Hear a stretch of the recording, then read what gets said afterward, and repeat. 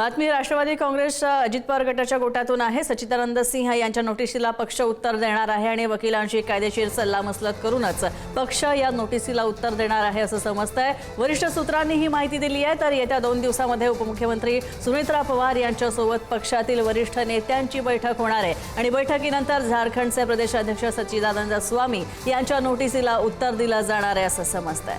तर यासाठी कायदेशीर सल्ला वकिलांचा सल्ला घेण्यात येणार आहे।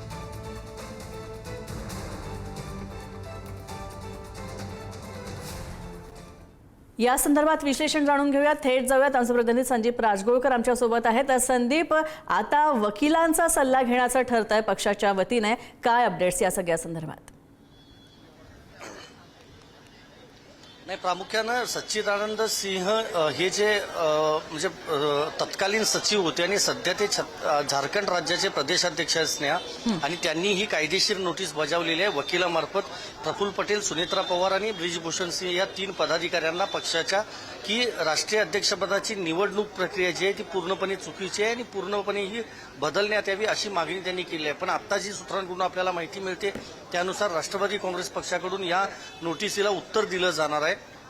वकिलांशी सल्लामसलत करून वकिलांचा सल्ला जाणून घेऊन मगच उत्तर दिलं जाणार आहे। त्या संदर्भात येत्या 2 दिवसांमध्ये उपमुख्यमंत्री सुनेत्रा पवार यांच्यासोबत पक्षातल्या वरिष्ठ नेत्यांची म्हणजेच प्रफुल्ल पटेल असतील, कार्याध्यक्ष आणि प्रदेशाध्यक्ष सुनील तटकरे यांच्यासह जे महत्त्वाचे मंत्री आहेत, खासदार आहेत, त्यांची बैठक जी आहे ती पार पडू शकते मुंबईमध्ये आणि त्यानंतर नेमकं पुढं काय करायचं याबाबतचा निर्णय होऊ शकतो।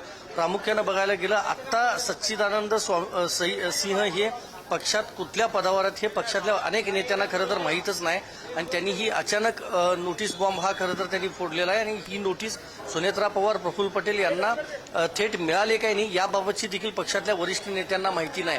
मात्र सोशल मीडिया असेल किंवा मीडिया असेल यांच्या माध्यमातून आम्हाला ही नोटीस मिळालेली असून त्याच्यावर काम चालू आहे असं सूत्रांचं म्हणणं आहे। त्यामुळं येत्या 2 दिवसांमध्ये बैठक होईल, वकिलांशी चर्चा केली जाईल आणि त्यानंतर हे उत्तर दिलं जाईल। कारण 26 फेब्रुवारी 26 साली जी काही निवड झालेली होती उपमुख्यमंत्री सुनेत्रा पवार त्यावेळेला त्यांची राष्ट्रीय अध्यक्ष म्हणून पक्षाची निवड करण्यात आली होती। ती निवडच अवैध असल्याचा आरोप जो आहे तो या नोटिसीमधून करण्यात आला। त्यामुळे झारखंडमधून हे थेट प्रकरण मुंबईपर्यंत धन्यवाद संदीप या सगळ्या अपडेट्स बद्दल।